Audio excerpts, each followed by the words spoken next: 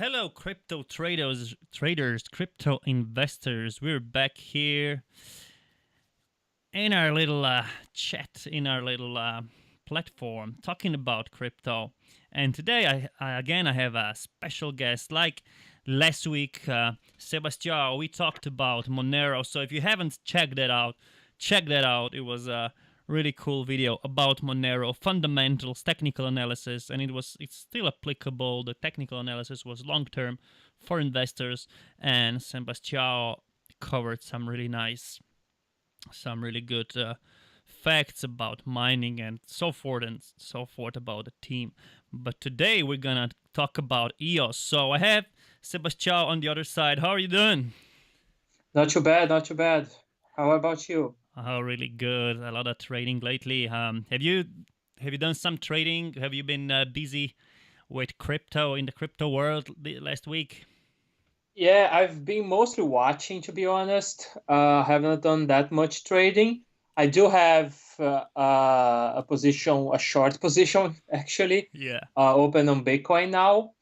But yeah, I've been doing. I've been much more watching than trading, to be honest. Yeah, the market's it's quite tricky now, Yeah. and sometimes it's just better to be sitting to be sitting quiet and to wait. Like sometimes that trade that you need comes to you, so I'm pretty much waiting for that.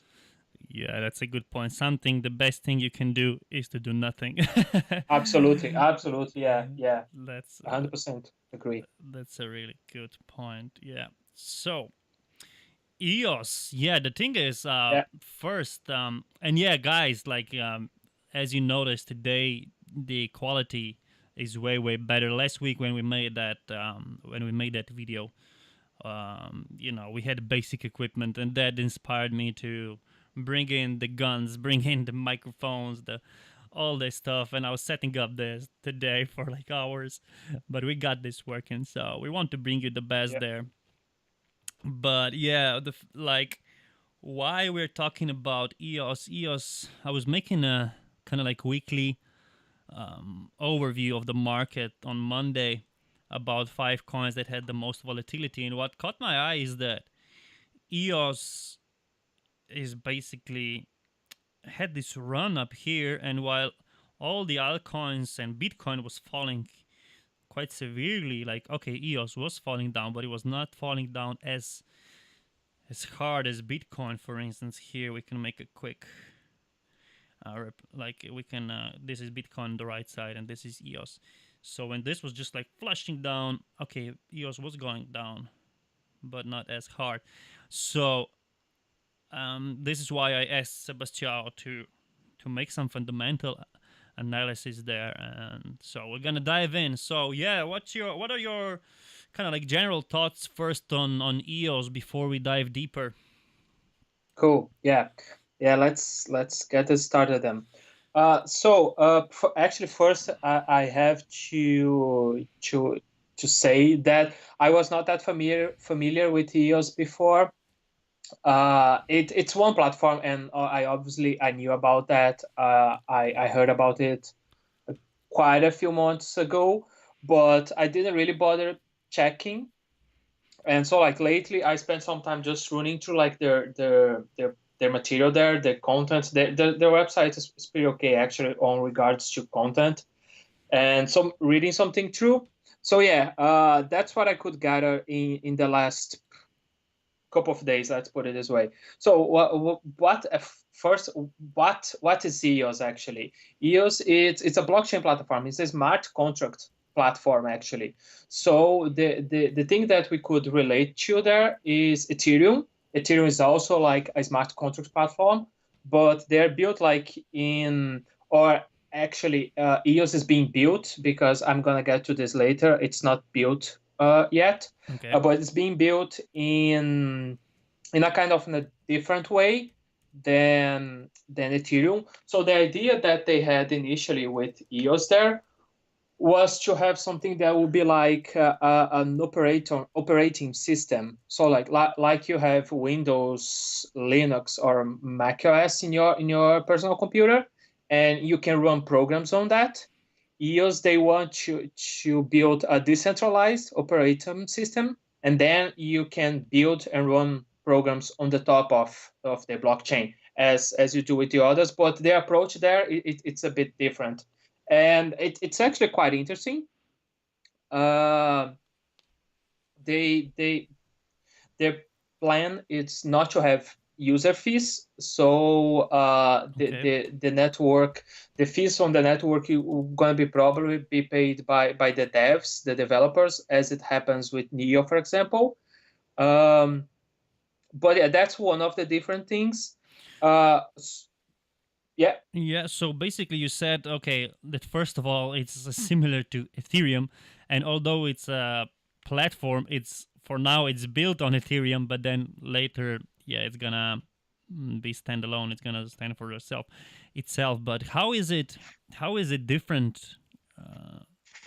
How is it like? Okay, the fees, or is this the part that is different from Ethereum? Is for instance like these fees, or what is the difference, and what are these fees all about? Yeah. Okay.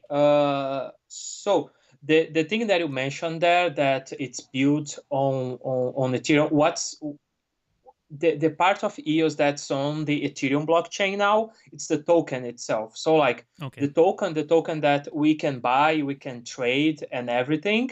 It's a ERC20 token, which is like an Ethereum token. So like you can store that on your own MyEther wallet and this sort of thing. So that the token is built on top of Ethereum. Is an Ethereum token, ERC20. Okay. The platform that's being built eventually, people will be able, if I have 100 tokens of, if I have 100 of ERC20 tokens, EOS ERC20, at some point when their mainnet goes live, I will be able to swap my 100 ERC20 for 100 EOS tokens in their own platform. So like they will at some point abandon the tokens that exist in the Ethereum network, but you'll be able to swap the tokens that you have for the final tokens. Let's call it this way.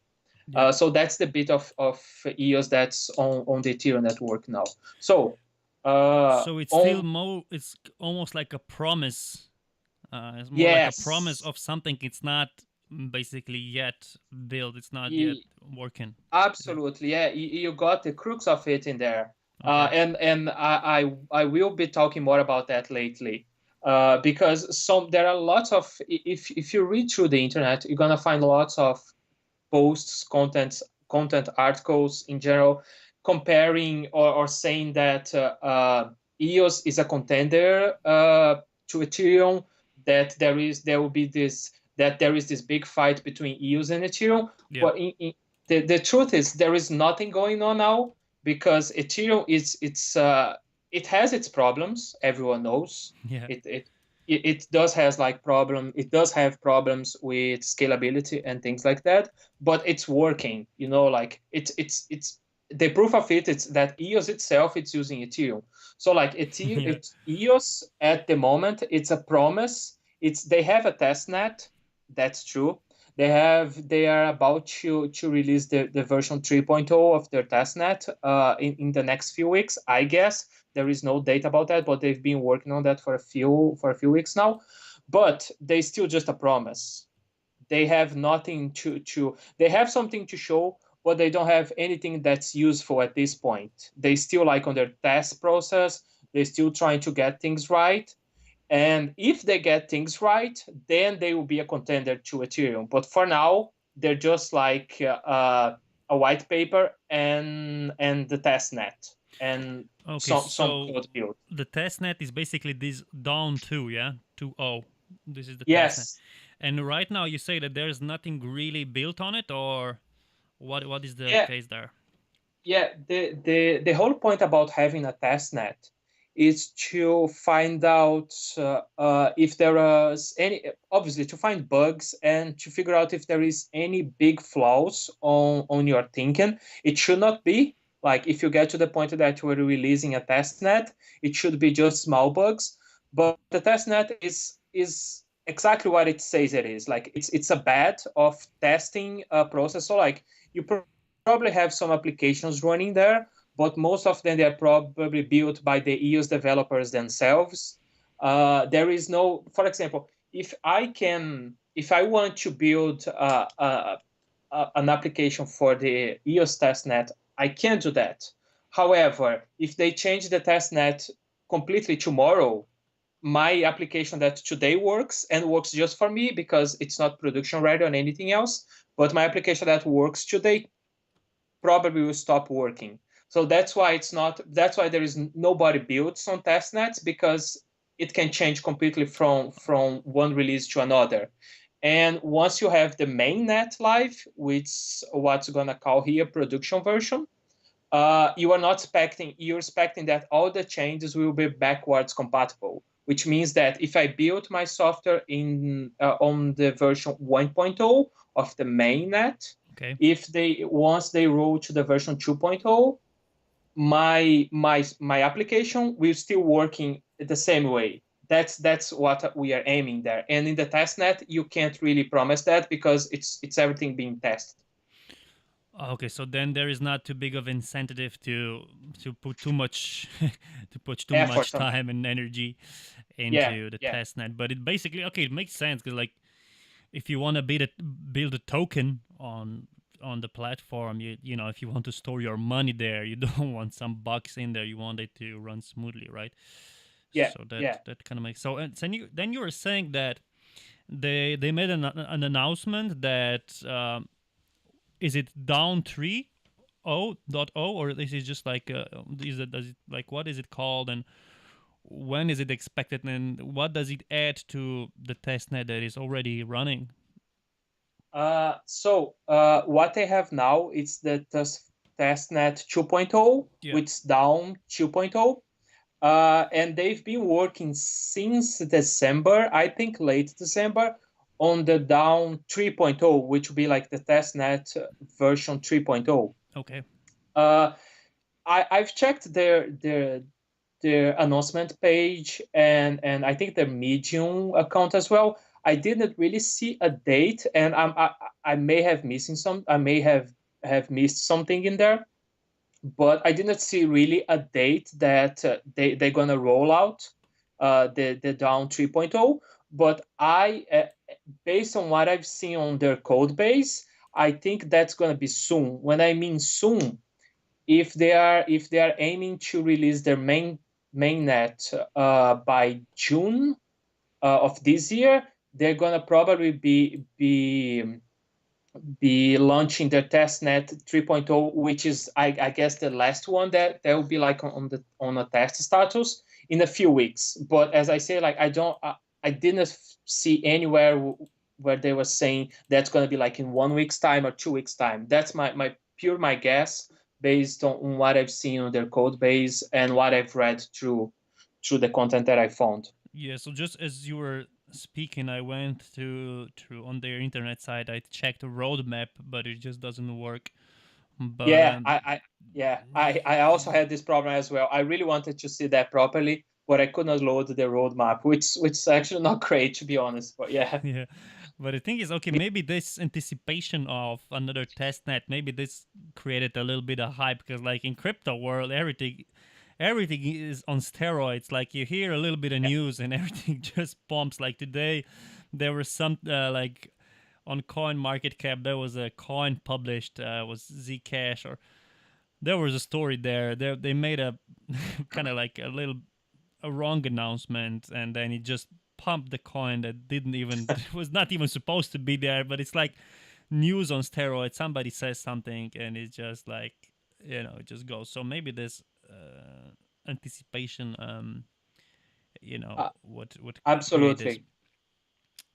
Yeah, So yeah, absolutely. I think people tend to in crypto, like it happens like way too much. People tend to FOMO buy if they hear anything that like could be big, or even if it's not that big. They see something that could move the price a bit, and they just the first thing that they do is buy some of this, even if they don't know what's going on. It's funny, but yeah, it's not always great. yeah, actually, like just before this video, we had a little bit of chat, and you pointed out a really interesting fact, or more of a maybe an opinion. I don't think I can say fact because I don't know. Probably didn't make an analysis of that, like for each individual time that happened. But you said something in along the lines that when there is an announcement that creates a FOMO and people start buying, but then when the thing really comes out, for instance, okay, that testnet 3.0 will come out, that actually the hype will go down. So Yeah, yeah, what yeah, are your thoughts on that? yeah. It's you see that a lot on Twitter. People talking about that. It's that people buy on news and they sell on facts or Yeah, something like on these lines. And that's one of the reasons that I think EOS has been keeping up. There is actually, in fairness, there is lots of talking about EOS in the media in general yeah, because of things like their ICO. I think their ICO was the ICO that raised more money of all ICOs up to now. Which last time that I think it was around like $1 billion by now, yeah. and the ICO is still going. Actually, if you go to their website, you can still buy on their On ICO the bottom, yeah, because there is yeah, which is completely distribution. insane to me. Like they have no hard cap whatsoever, and There's 1 billion. What is this? 1 billion EOS total distribution. Is this the what you're talking about? EOS token there, distribution. Is that it? yeah, there is the total token distribution is going to be like 1 billion. Yeah. Of this 1 billion, about 90% it's going to be sold in ICO, but their ICO actually works in a different way. You had I think 200 million tokens being sold in a 5-day ICO Yeah. last year. And then you have a window of 23 hours every day when you can buy more tokens. So, like, if I'm not sure if you're sharing screen there, but if you go to the EOS website and you just roll, Yeah, I have it yeah, here at the bottom. Like yeah, you I'm looking see at this token distribution, current exactly, distribution 2 million, and then you have total distribution 1 billion. yeah, Um, which means that their ICO is still going. That's the which is crazy. Yeah. but so Uh, what kind of a price then do you get EOS like at on the ICO? that's That something. doesn't. That's a great point. I could not really check that. I did not really find much information about that, and I didn't want to send any ether there to figure that out. So that's an answer that I don't have for you actually. But I'm not sure what price you can get now. Okay, because there's something says Ethereum received. Okay, so they received 11,000 Ethereum. But yeah, no, that's kind of like it's inflation in a sense, because Yeah, like coin is out there, but it's still like but yeah. still an ICO. The, Yeah, the thing like with as we were talking about news, like there's something in back of my mind that like just I got this idea when you're talking about all this hype when it comes to the news, and then when it comes to the facts, you get the opposite. yeah. That like EOS had such a great marketing, like the thing with Brock Pierce, like Brock Pierce was already um, Brock Pierce was really like a really kind of like almost like a famous figure in the cryptocurrency world. He's Yeah, and then he yeah he's supported the them. chairman of sorry he's the chairman of the Bitcoin Foundation. Yeah, so that kind of made he was kind of like of the early adopters. He had a lot of publicity, so the fact that he was in, and then they were also on the last week's show, and John Oliver made fun of them and all, but that didn't stop the hype there. Like the price was still going up. But Yeah, that's the interesting news. No interesting thing. No matter what the news is, like if it's in the media, it will it go. will pump. Yeah, Yeah. So like all this kind of smells like a good short. To be honest, just talking about this. But yeah, yeah, we're gonna dive. I don't want to make assumptions too fast, but like just I'm getting it's interesting, and I'm sure also the listeners are getting value out of this, because I'm certainly am. I'm getting a new perspective out of this. So sure. okay, yeah, go for Just it. yeah. So just before you jump on the technical analysis, Just a few things that I wanted to add about EOS. Oh, I keep saying Yeah, sure. EOS. Take your time. Like we're not. I'm not. I didn't want to cut you short. So yeah, like Okay, cool. talk as Yeah, much so because as you want. cool, cheers. Just because there are a few things that I do find quite interesting about them. Okay. They're building their blockchain or using C++, which is a very well known, and it's a language, a programming language that has been out there for ages. So Yeah. like it's good because different from Solidity, that it's pretty much new, and even if it's similar to JavaScript, it's just hard to Solidity has like the language itself has some issues, and with C++, once it's been out there for ages, it's a much more stable language. I probably can say that's like 100% stable if that exists. So Um, yeah, and probably even more people like programmers already know how to use it, but then with Solidity that Ethereum uses, people have to kind of relearn. Is that correct? 100%. Yeah, that's 100% spot on.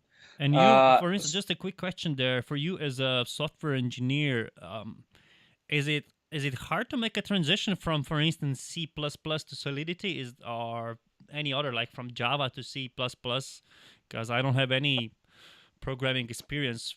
Is this like is this a challenging thing to, for instance, to go to Solidity, or how does that work?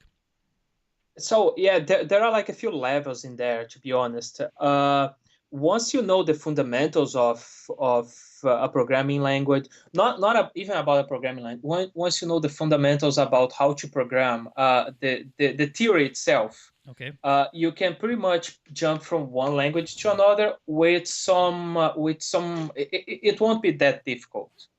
However, if you want to understand a language really deep, it takes a while. So like the things that I use for and just speaking here, like uh, JavaScript, for example, and Solidity would be considered mostly a scripting language, while we have C++, C, C Sharp, which are like programming languages. There are like, technically speaking, there are a few differences in there.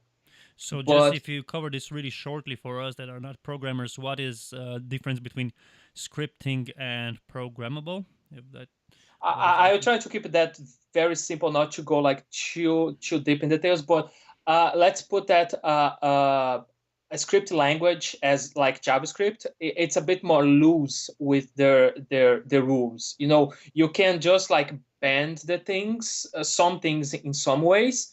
And when you have like a programming language, it's much more strict about the rules and have much more rules that you have to follow, if that makes sense. Okay. Uh, so yeah, so these are two things, two different things. So like one thing that I like about EOS, as I said, it's C++, which it's there is some learning curve in there, but there are much more people that know how to program using C++ than Solidity, for example. So like it's already like a point for them.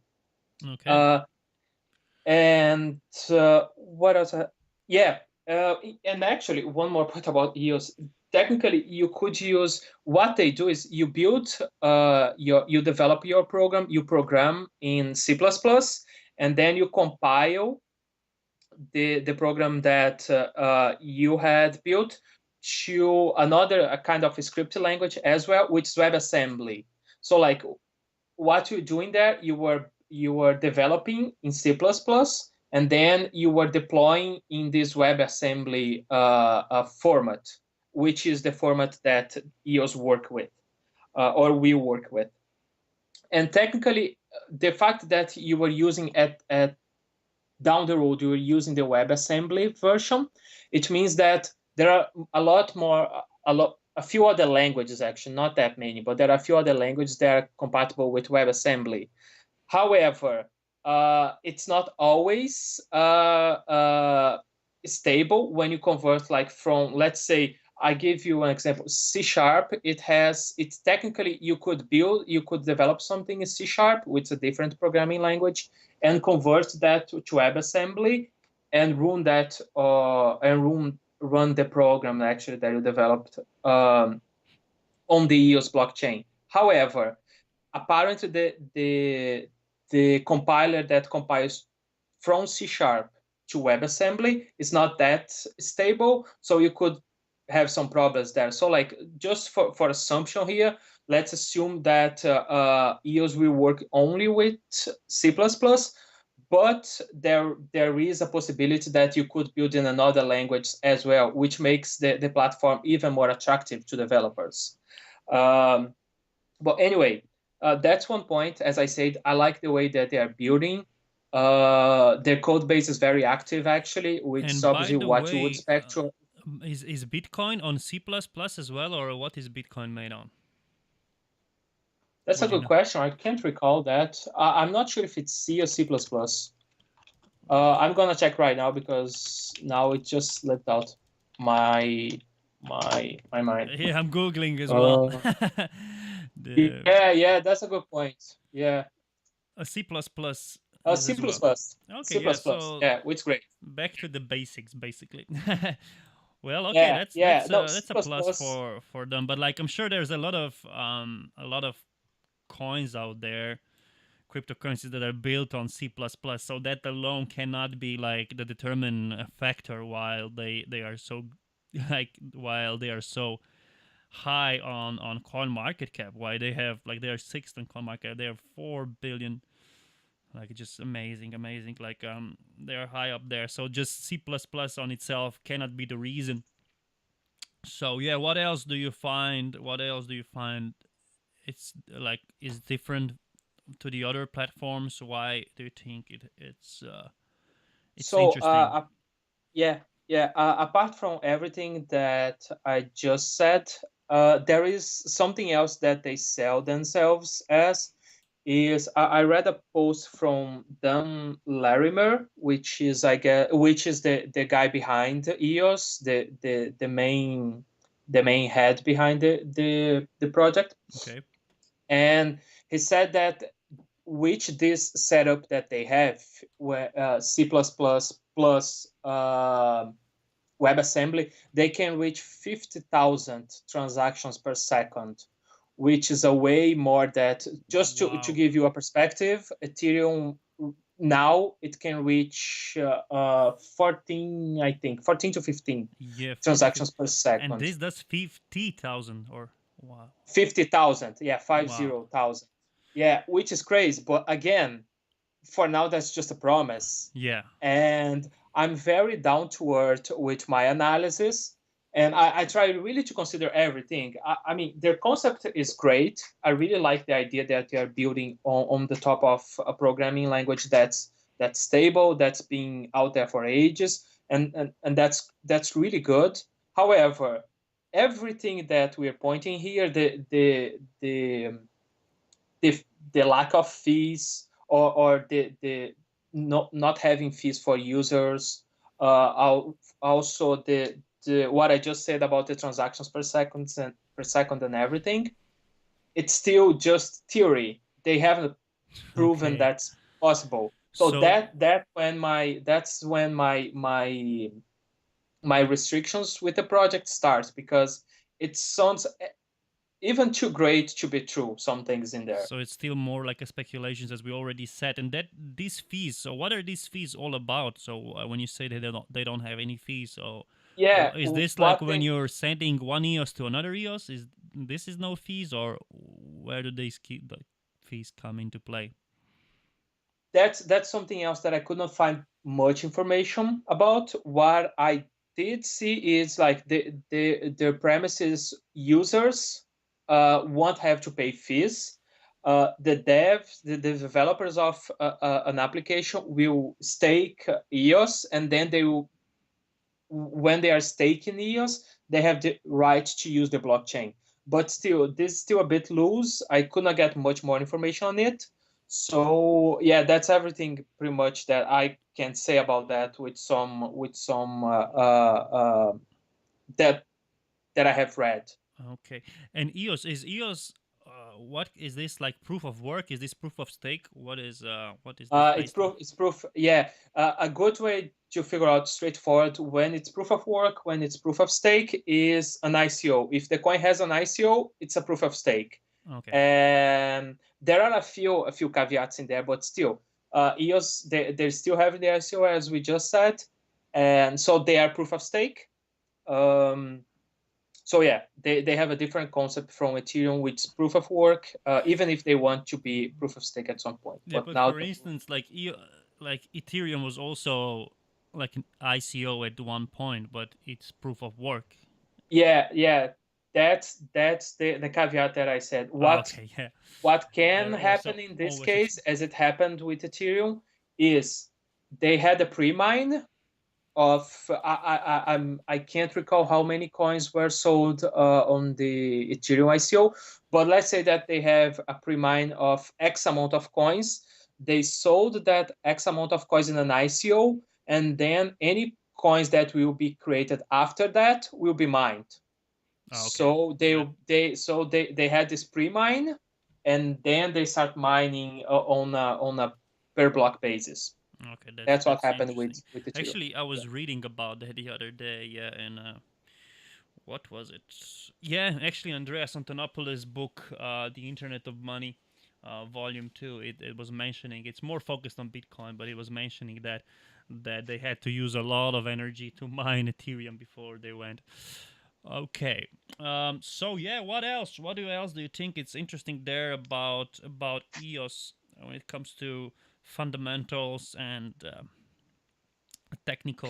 technicals behind it? Is Uh, there anything else you want to point out?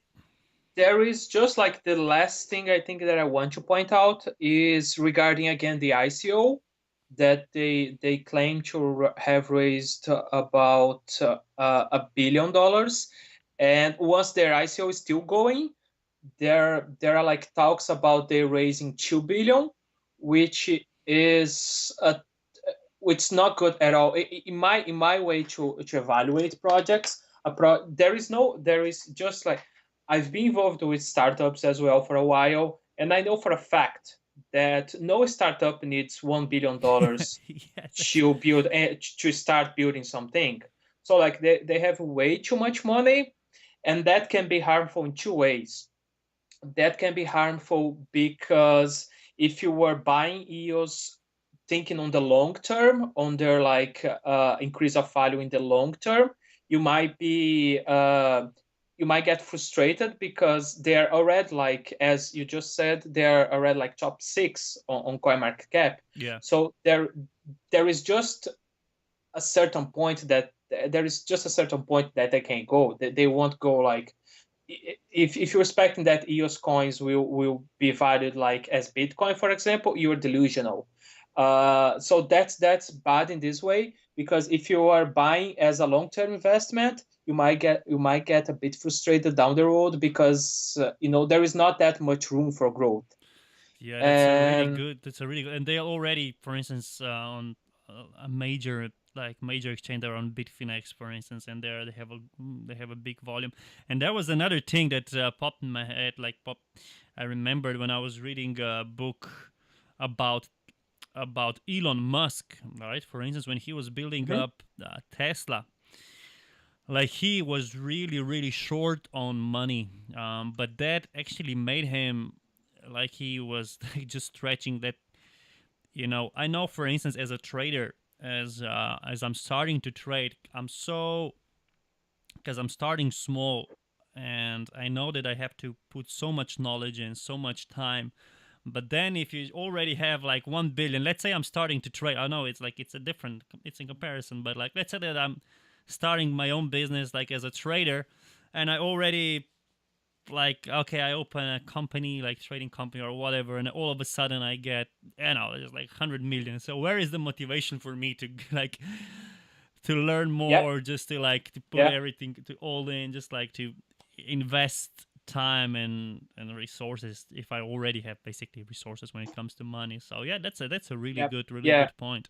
Where You can just EOS stole, grow? yeah, you just stole my second point there, which was exactly that. They have already way too much money.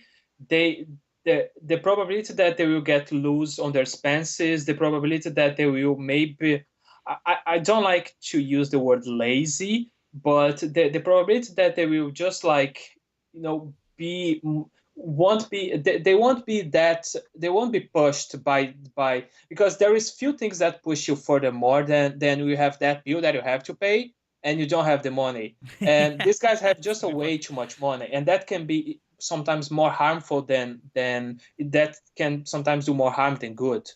um, so that would be like my reservations with their project. From a long term perspective, I really have a neutral view on their evaluation. In a short term perspective, because of the down 3.0, because of the mainnet that apparently is going to be launching in June. I'm a bit bullish on their in the short term. You're going to be covering that, but I'm just like getting Yeah. ahead. I'm a bit sure. In the short term, I'm somehow bullish. In the long term, I have a neutral perspective. Right. Yeah, an interesting thing. I was listening in December. I was listening to Ty Lopez. Well, Ty Lopez himself, he doesn't. He said it himself. Like he's not a crypto expert or anything like that. But he went with the hype, and he invited a lot of like basically early adopters and people that are in the game for a long time, and he made them, he said, these are my mentors and you can learn from them. And he had different interviews with different players like Jeremy Gardner and all different players from crypto community, and quite a lot of them kind of were mentioning EOS, which was like, I remember in December, then I bought it and it actually made in it was kind of like rallying for a few days and then before everything collapsed. Actually, it was kind of still rallying after Bitcoin went down. That was interesting. So yeah, Bitcoin was okay. Here on the right side, I have Bitcoin chart. Bitcoin made a lower high here, but EOS was just exploding here. There was just a big hype. Um, so yeah, is have you covered everything that you wanted to cover about EOS? I think so. Yeah, there is also some controversies on their parent company, which is Block One. This guy that I mentioned before, Dan Larimer, he's been involved in a few other projects that they just left. He just left actually before getting to the end of them. For instance, the projects are Steemit and BitShares. He was actually a main guy there, and he left, which is not like directly a problem. But if he decides to leave and he's not leaving at the right moment with the right approach, that might be a problem. But that's just like, that's just things that it's worth knowing, just to have it in mind. But I don't think there are like things to worry that much in the short term. Right. So how did you say was that guy's name again? Sorry. Dan Larimer. Okay. Yeah, it's Uh, here. yeah, Okay, fair enough. Because the thing is also, so he's leaving EOS, and also Brock Pierce was leaving EOS just a while ago. This was published 16th of March. living. That's Yeah, it says here following a statement last.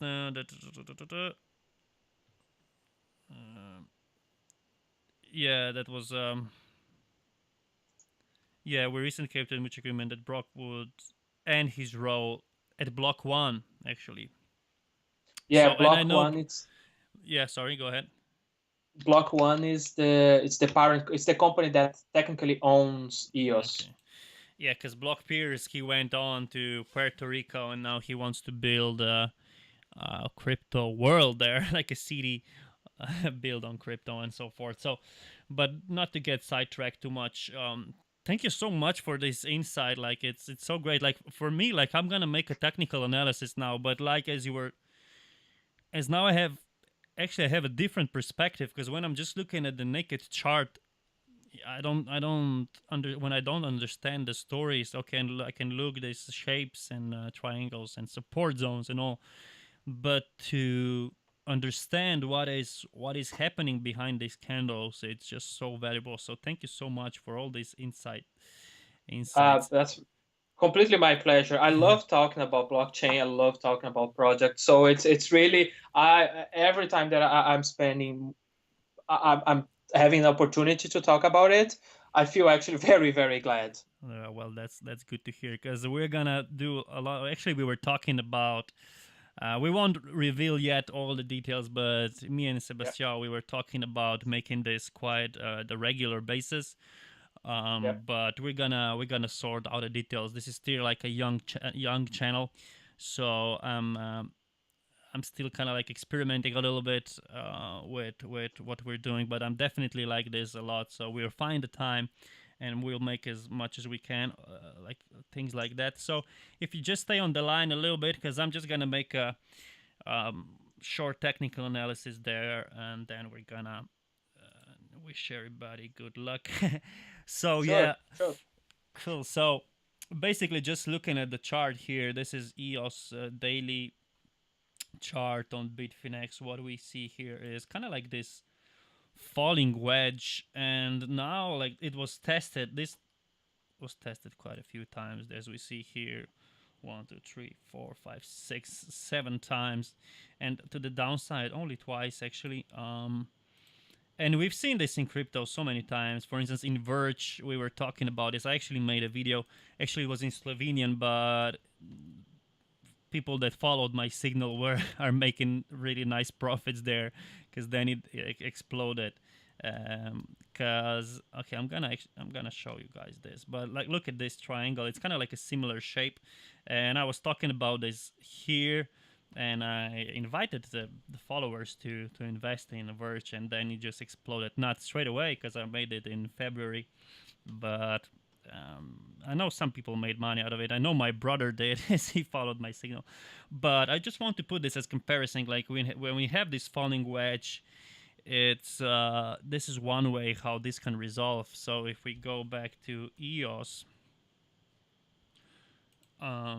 it is a bit different, that's for sure. Because like on the downside, it hasn't been tested that many times as the Verge was, and a lot of times this just doesn't lead anywhere. We have to realize that as well. But what we're looking here is, okay, we have this zone here. What was interesting for me, this is what brought my attention. I mean, I was looking at EOS and investing before already, but lately what brought my attention here, if we compare Bitcoin chart, when EOS had like this run here in Bitcoin, but then when it was selling off, it came from 7.3 to 5.2. Actually, when we look at the percentage, it was quite severe as well. I actually got sidetracked a little bit, because when you just look at this as a length, it seems like, oh, it didn't sell off that much, but actually if you look percentage wise, it actually had a sell off as well. So I'll have to correct myself there. But yeah, we definitely have that shape there. And then we have, I put in 4 zones, support zones. So one is here, we bounced off here, and then it was tested here. So I'm gonna put this in bigger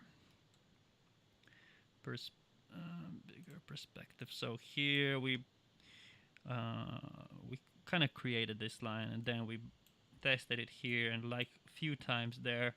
So in next few days, it's gonna be interesting to see what happens. So if we bounce out of here, so there are different scenarios. We always have to be ready for whatever happens, right? So technically looking, if we fall under this, I see this falling lower to at least the next support. And generally what happens in wedges like this, what happens is we are bouncing like this.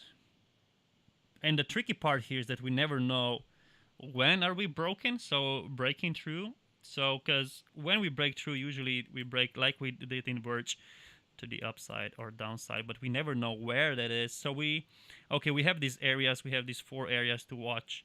Okay, if this bounces off here and breaks through, because now there is hype behind it, I mean, not now, but it seems like we're listening to Sebastião. The whole EOS thing is more of a hype than not. and we know what happens to hypes. They are extremely dangerous, because this is basically definition of a bubble is when you have a hype that can be sustainable on the price. So I would be really cautious, and I would, after hearing all this, I would be actually more keen on looking the short positions. Like, for instance, if we break through this support line here, I would be actually looking more for shorts, and then take profits here on something along these lines. But yeah, this is definitely worth watching, because even in the next few days, we're gonna see what happens around this support area and what happens along this line. So that was it. Thank you so much, everyone, for watching. And if you like this video, please like, share, and subscribe. And give us some feedback. Maybe you can also put some questions. What do you want us to talk about? We already have a plan on what we'll talk about. And thank you again, Sebastião. This was a really good insight there. Thanks for having me. That Yeah. was great. Yeah. Hope we can keep going with this series, with these videos, and also keep the same format, having the thing going like a conversation, and it feels much more natural. Yeah, it's really cool, because I think like, you have channels there that have, like, this is not a critique, this is just what what we want to bring here, is because you have channels that are either technical analysis, and you have channels that are either kind of like talking about the development behind it. But I think if you combine those two, like, this is, you get a really powerful analysis as an investor. Like, if you go, okay, day trading, all these fundamental things don't give you that much. Okay, they, on certain points, they will give you some, like, if there's a news out there, but Yep. more for like investors, and also just to have an idea what's going on. It kind of puts the structure behind it. So thank Absolutely. you, everybody, for watching.